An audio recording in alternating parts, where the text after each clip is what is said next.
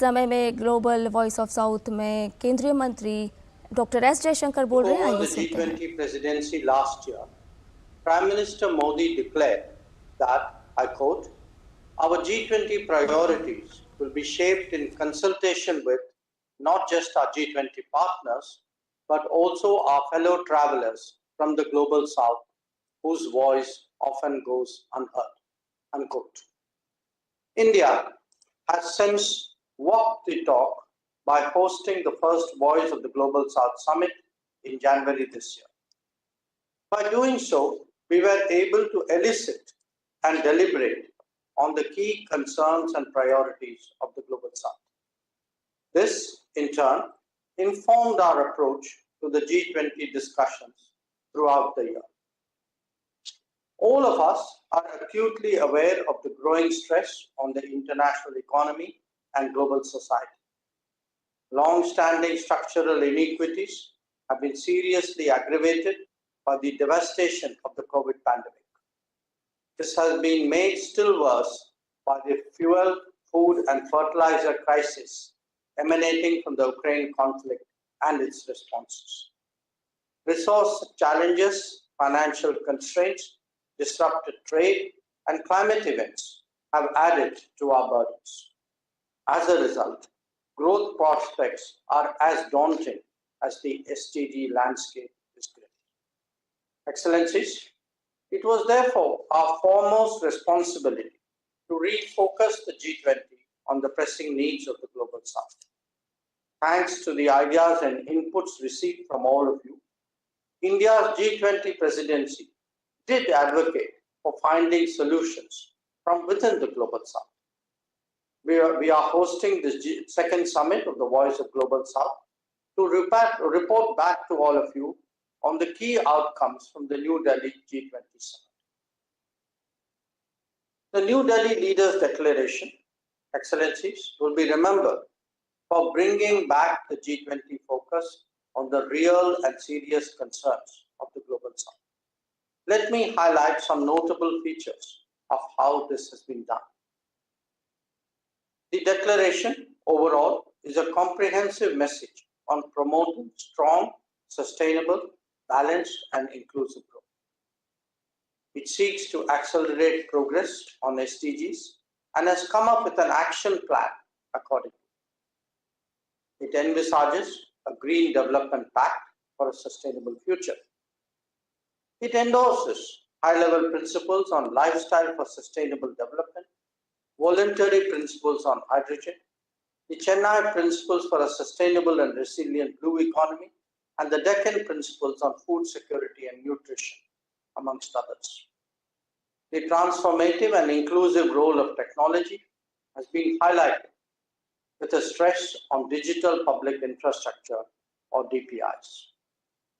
The G20 has affirmed the fundamental importance of gender equality and committed to halve the digital gender gap by 2030. Recognizing that the post-pandemic world order must necessarily be different from the world before it, the leaders have also emphasized the need to reinvigorate multilateralism and reform international financial institutions. Managing global debt vulnerabilities and encouraging more credible resourcing of SDG realization and green growth have also been given due importance. Perhaps the most satisfying outcome of our G20 presidency was the inclusion of the African Union as a permanent member. By doing so, we have given voice to 1.4 billion people of Africa. As we look ahead, our vision of everyone's growth with everyone's trust is far from accomplished.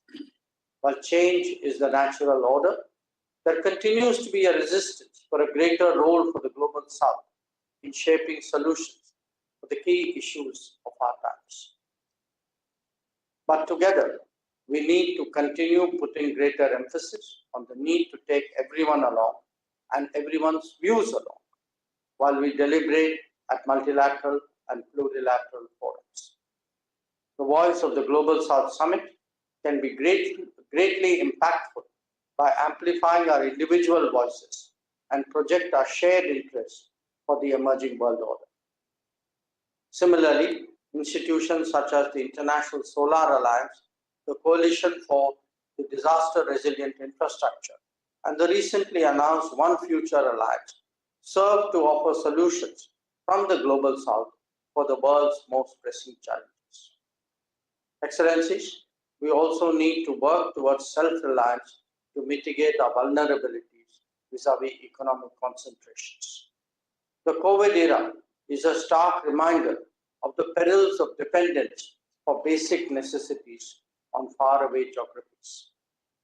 We need to not only democratize and diversify production, but build resilient and reliable supply chains and promote local solutions. Only then can the Global South secure its future.